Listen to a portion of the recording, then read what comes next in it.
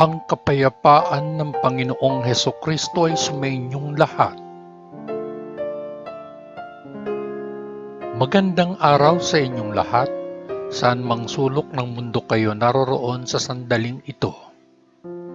Ang babasahing mabuting balita sa araw na ito ay pinamagatan kong Matibay na pananampalataya kay Kristo, ang ating kalasag sa pag-uusid ng masasama.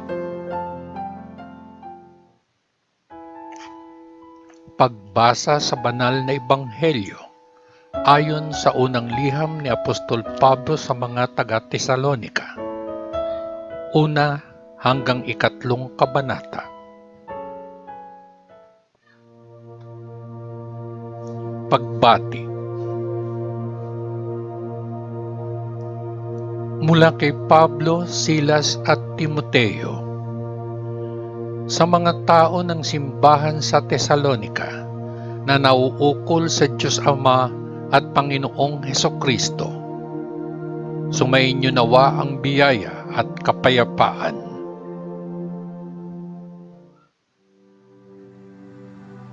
Ang buhay at pananampalataya ng mga taga-Tesalonika.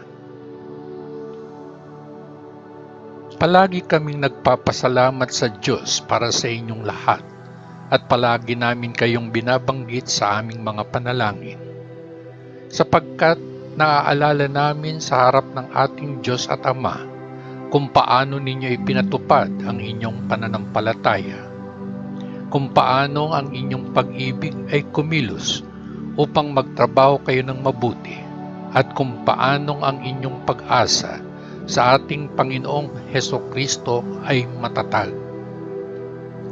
Mga kapatid, alam namin na mahal kayo ng Diyos at pinili kayo para maging Kanya, sapagkat dinala namin sa inyo ang mabuting balita, hindi lamang sa pamamagitan ng mga salita, ngunit kasama rin ang kapangyarihan at ang Espiritu Santo at ng lubos na pananalig sa katotohanan nito. Alam ninyo kung paano kami namuhay noong kasama ninyo kami. Ito ay para sa inyong sariling kapakanan. Tinularan ninyo kami at ang Panginoon, at kahit na kayo ay nagdusa ng husto, tinanggap ninyo ang mensahe na may kagalakang nagmumula sa banal na Espiritu. Kaya't naging halimbawa kayo sa lahat ng mananampalataya sa Macedonia at Akaya. Sapagkat hindi lamang ang mensahe tungkol sa Panginoon ang lumabas mula sa inyo sa buong Macedonia at Akaya, ngunit ang balita tungkol sa inyong pananampalataya sa Diyos ay nakarating sa kung saan-saan. Wala kung gayon na kailangan naming sabihin. Ang lahat ng mga taong iyon ay nagsasalita tungkol sa kung paano ninyo kami tinanggap nang kami ay bumisita sa inyo, at kung paano kayo tumalikod mula sa mga Diyos-Diyosan patungo sa Diyos upang maglingkod sa tunay at buhay na Diyos at hintayin ang kanyang anak na dumating mula sa langit, ang kanyang anak na si Jesus, na binuhay niya mula sa kamatayan at nagligtas sa atin mula sa galit ng Diyos na darating.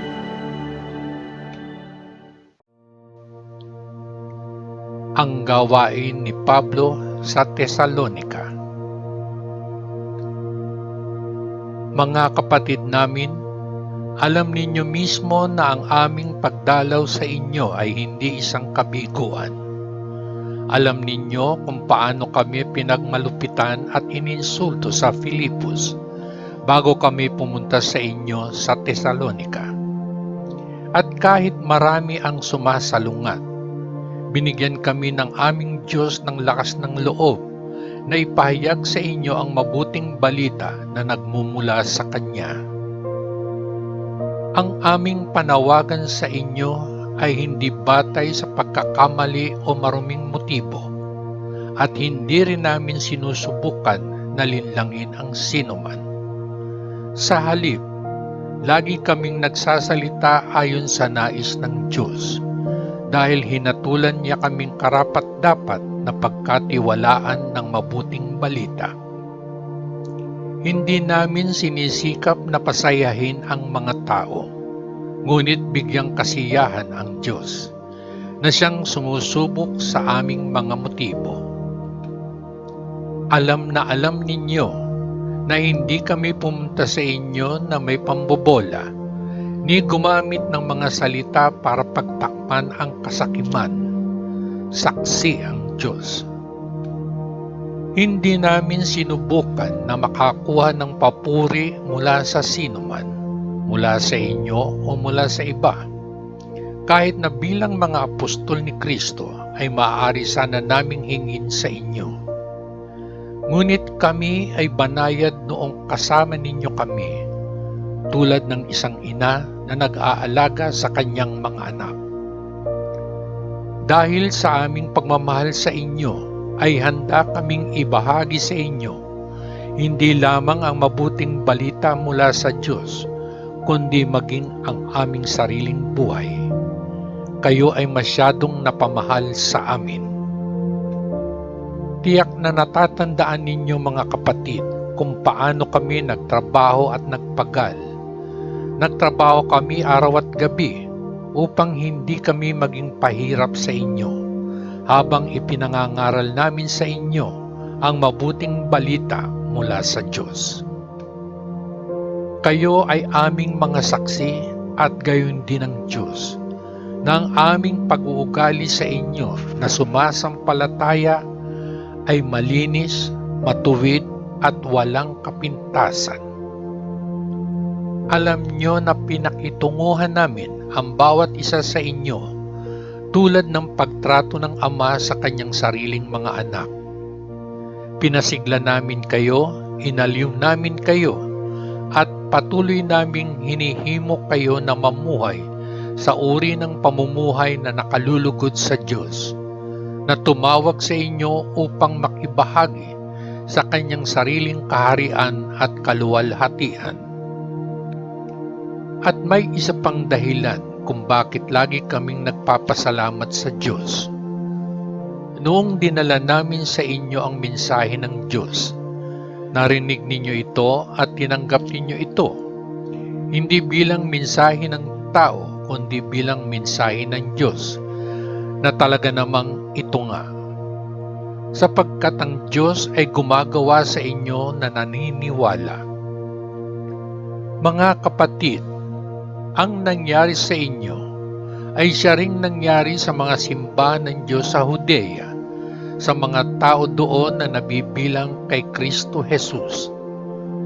Naranasan ninyo ang parehong mga pag-uusig mula sa inyong sariling mga kababayan na dinanas nila mula sa mga Hudyo, na pumatay sa Panginoong Jesus at sa mga propeta at umusig sa amin. Gaano sila kagalit sa Diyos?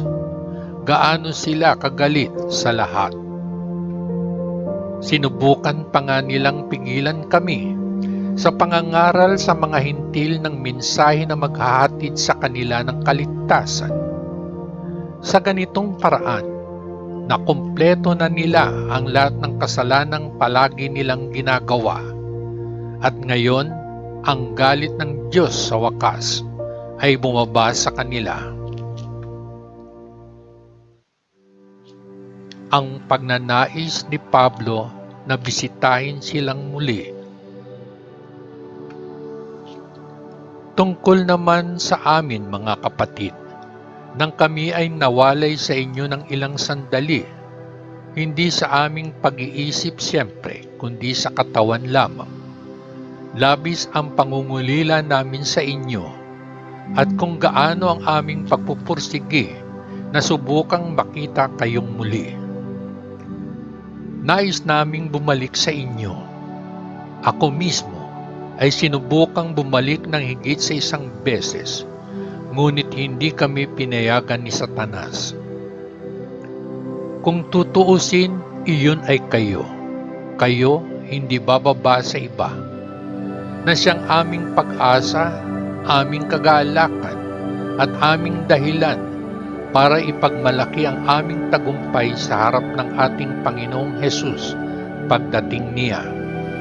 Sa katunayan, kayo ang aming pagmamalaki at aming kagalakan. Sa wakas, hindi na namin nakayanan, kaya nagpasya kaming manatili ng mag-isa sa Athens habang isinugo namin si Timoteo, ang aming kapatid na kasama namin sa paggawa para sa Diyos, sa pangangaral ng mabuting balita tungkol kay Kristo. Ipinadala namin siya upang palakasin kayo at tulungan ang inyong pananampalataya, upang walang sino man sa inyo ang tumalikod dahil sa mga pag-uusig na ito. Alam ninyo mismo na ang mga ganitong pag-uusig ay bahagi ng kalooban ng Diyos para sa atin. Sapagkat noong kami ay kasama pa ninyo, pinangunahan na naming sabihan kayo na tayo ay uusigin. At tulad ng alam ninyo, iyon mismo ang nangyari. Kaya naman kinailangan kong ipadala si Timoteo. Hindi ko na matiis, kaya ipinadala ko siya upang alamin ang tungkol sa inyong pananampalataya.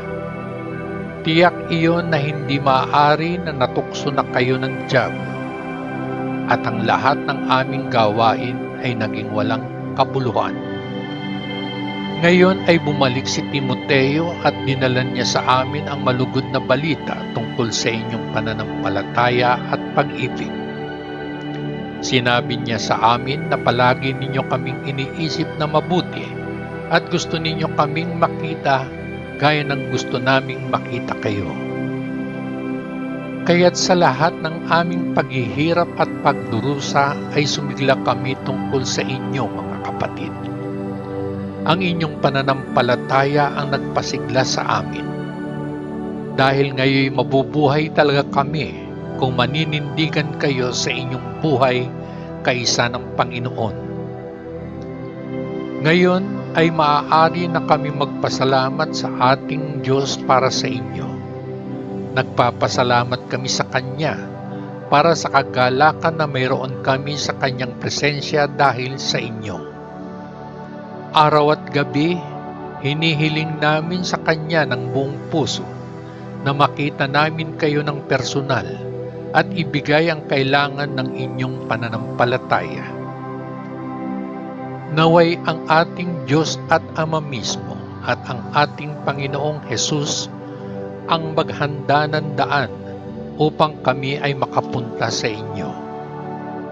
Naway palakihin pa ng Panginoon ang inyong pag-ibig sa isa't isa at sa lahat ng tao, at maging kasing dakila ng aming pagmamahal sa inyo. Sa ganitong paraan ay palalakasin niya kayo, at kayo ay magiging sakdal at banal sa harapan ng ating Diyos at Ama pagdating ng ating Panginoong Hesus kasama ng lahat ng nauukol sa Kanya. Ang mabuting balita ng ating Panginoon. Salamat sa Diyos Ama sa langit, sa ngalan ng Panginoong Hesukristo na ating manunubos. Amen. Amen. Amen. Peace.